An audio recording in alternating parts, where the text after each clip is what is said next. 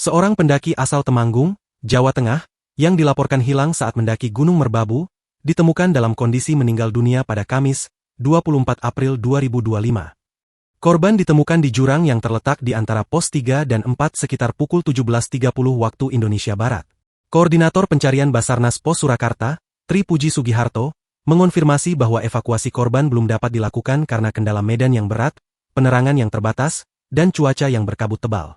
Korban sudah ditemukan tapi belum bisa dievakuasi keterkaitan medan yang cukup berat, penerangan terbatas, cuaca juga kabut tebal, kata Tri Puji saat dihubungi Kompas.com melalui telepon, Kamis malam.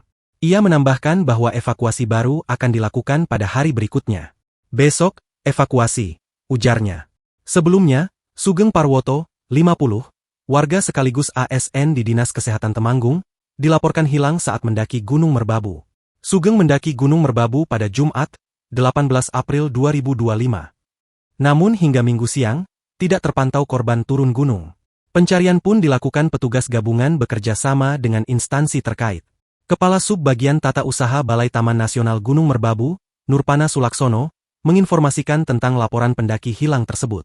Menurutnya, Sugeng mendaki sendirian melalui jalur Timboa, yang merupakan jalur terlarang karena tidak termasuk dalam jalur pendakian resmi di Taman Nasional Gunung Merbabu.